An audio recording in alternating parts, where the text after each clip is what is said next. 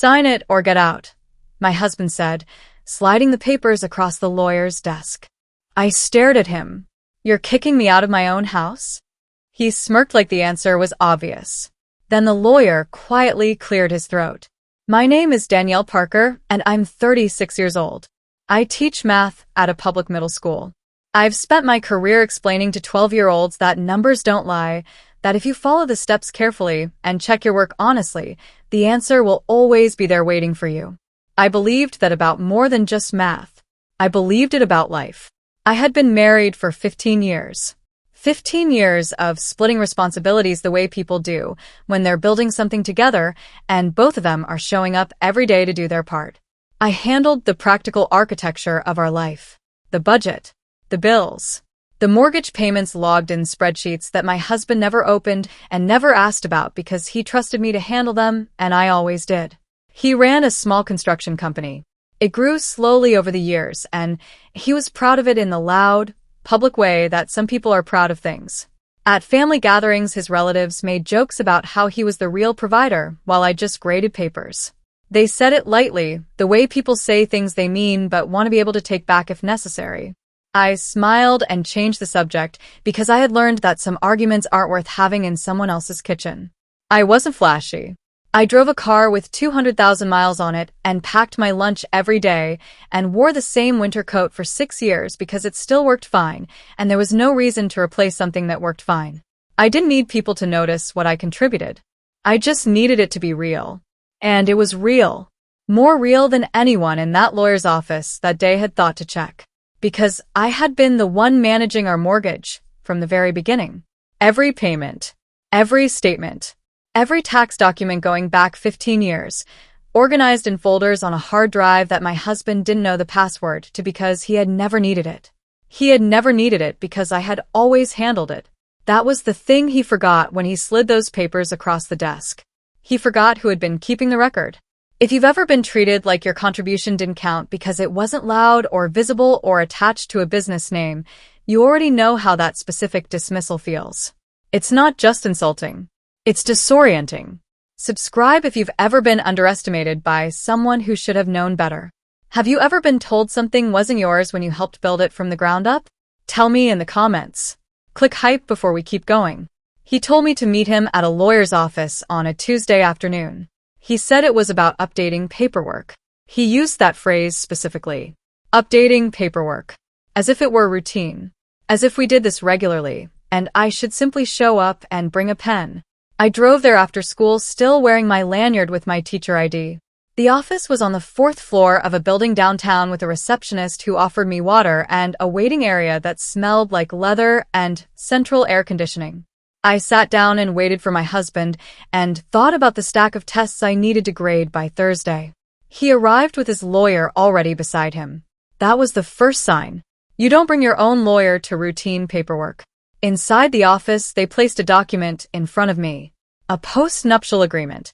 I read the title, and then read the first paragraph, and then looked up at my husband across the polished desk. "Your company is growing," he said. "I need assets protected." "Protected from your wife?" I asked.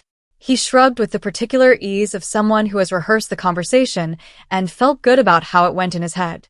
"You don't contribute to the house anyway." The lawyer looked at the wall behind my left shoulder. I reminded my husband that I had managed our finances for the first several years of our marriage, that I had organized every payment, every transfer, every document since before his company had its first contract. "You wrote checks," he said. "That's not the same thing." He told me to sign the document or move out immediately. His voice was flat and final the way voices get when someone has convinced themselves they're being reasonable. The lawyer shuffled papers quietly on the desk between us. I was sitting in front of a stranger while my husband talked about me like I was an administrative inconvenience he had decided to resolve. I told him I needed time to review the paperwork. He laughed and told the lawyer I was being dramatic. The lawyer found something very interesting to read on the page in front of him. I drove home with a document uncovered in my passenger seat and went directly to the storage boxes in the back of the closet where I kept physical copies of old financial records. I found it in the third box. A 20-year-old mortgage record, slightly yellowed at the edges, the paper soft from years of being folded. I smoothed it flat on the kitchen table under the overhead light and read it carefully. The original down payment on our house had been transferred from my personal savings account. Not a joint account. Not a business account. My account. Before his company existed. Before we had combined anything financially. I had put my savings into the foundation of that house and then spent 15 years maintaining it, and he had just sat across a lawyer's desk and told me I hadn't built anything.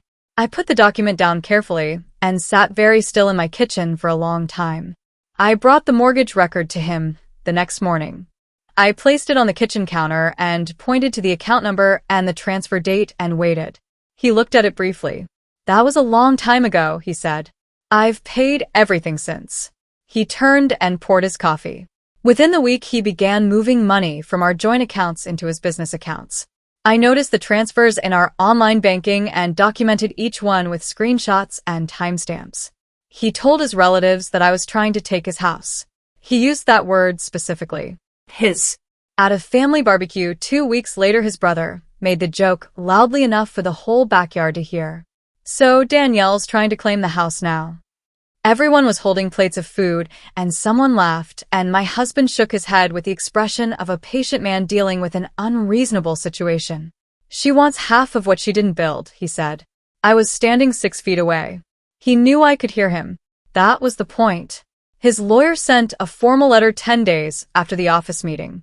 It stated I had 10 days to sign the post-nuptial agreement or risk losing my housing rights entirely. 10 days. The letter was written in the crisp language of documents designed to make people feel like the outcome has already been decided and resistance is merely procedural. I put the letter in a folder and kept digging. I pulled 15 years of tax returns, mortgage payment histories printed from the bank portal, statements from the joint account going back to the beginning. I spread them across the dining room table and began building a timeline the way I would build a lesson plan. Start with what you know, establish the sequence. Let the numbers lead you to the answer. The sadness I had been carrying since that lawyer's office began to change shape as I worked. It didn't disappear. But underneath it, something else was forming. Something that had no interest in being dramatic or emotional or loud. Something that just wanted to be accurate. I stopped arguing with him. I stopped responding to the comments that filtered back to me from relatives. I became very quiet and I worked. What nobody in my husband's circle understood about me was something I had never advertised because it had never seemed important to mention. I love financial spreadsheets the way some people love music. I always have. Numbers in organized systems, properly categorized and cross-referenced, tell a story that is impossible to dispute if you've been careful enough in the recording of it. Over the years, I had built detailed digital records of our household finances simply because it interested me and because being organized about money had always felt like basic responsible behavior. Every mortgage payment logged by date and amount. Every tax deduction noted with a corresponding document. Every bank transfer between accounts labeled and saved. My husband had seen me working on these spreadsheets occasionally over the years and assumed it was a teacher's habit, the compulsive organizing of someone who spent their days managing classroom materials and lesson structures. He never asked what was actually in them. What was in them was a complete financial biography of our marriage. I opened the files and began reviewing them with the mortgage record beside me. What I found took me 2 evenings to fully process.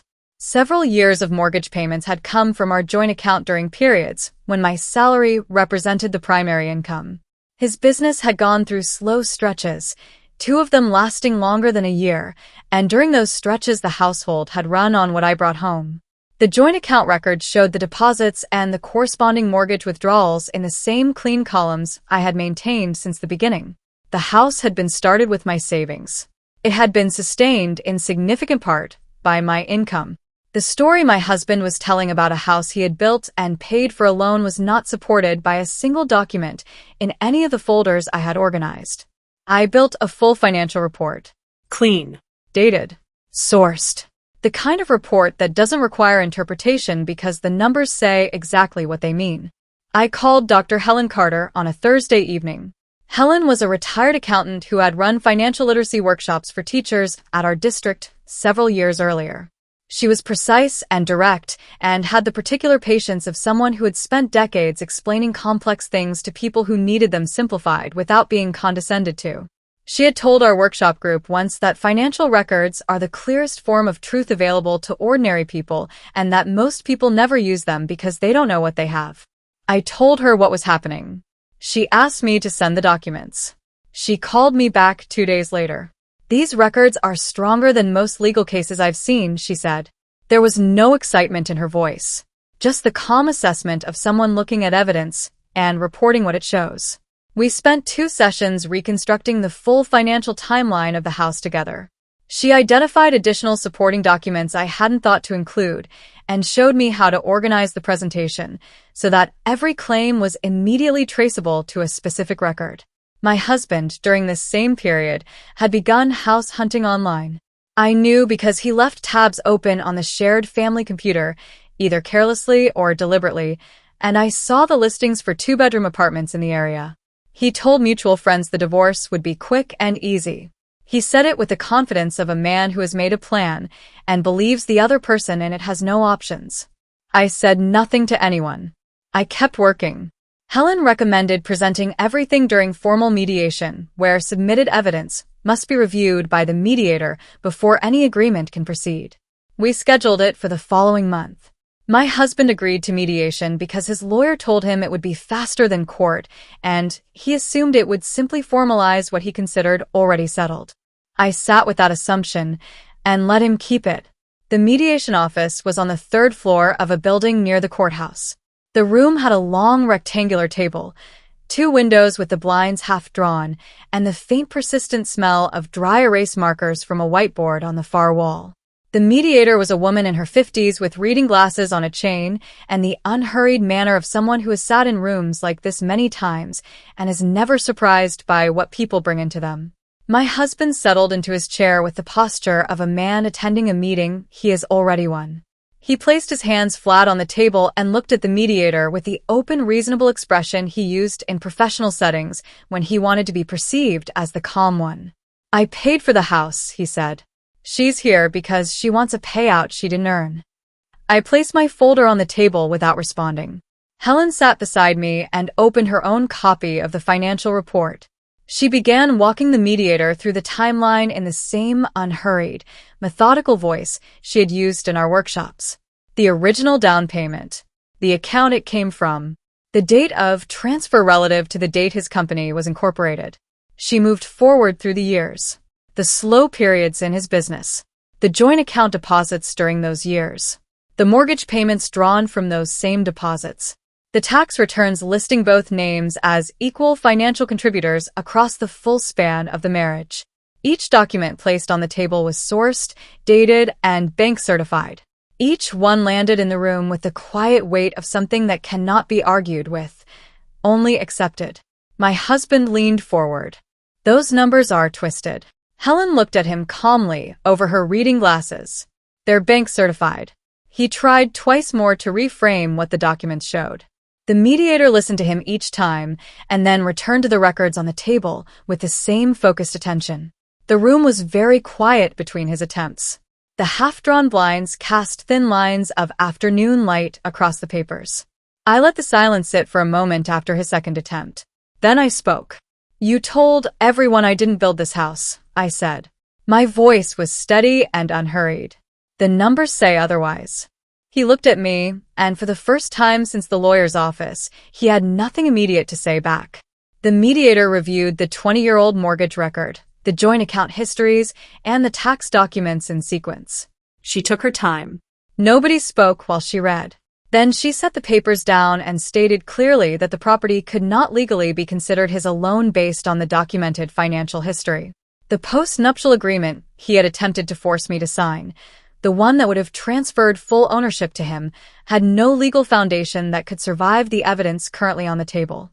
His plan collapsed in that room in the quiet, methodical way that plans collapse when they were built on a version of events that the documents don't support. I moved forward with the separation on my own terms. The house was recognized as a shared marital asset by the court.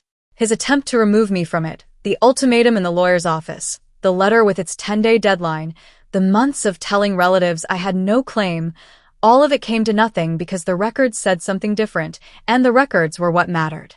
Some of his relatives reached out afterward. Their messages were brief and slightly formal, the careful language of people apologizing for something they're not entirely sure how to name. I responded politely and kept the exchanges short. I kept teaching at the same school. I drove the same car. I packed my lunch and graded papers in the evening and continued building the quiet, organized life I had always lived. My mentor Helen told me over coffee one afternoon that careful, unglamorous work almost always gets ignored until the precise moment it becomes the only thing that matters. I thought about that for a long time. For 15 years, my husband had watched me manage spreadsheets and file documents and organize folders he never opened, and he had decided it was just a habit, a quirk, something a teacher does because teachers like systems. He never considered that those systems were building something, that every logged payment and saved statement and documented transfer was accumulating into a record that told the true version of our shared life.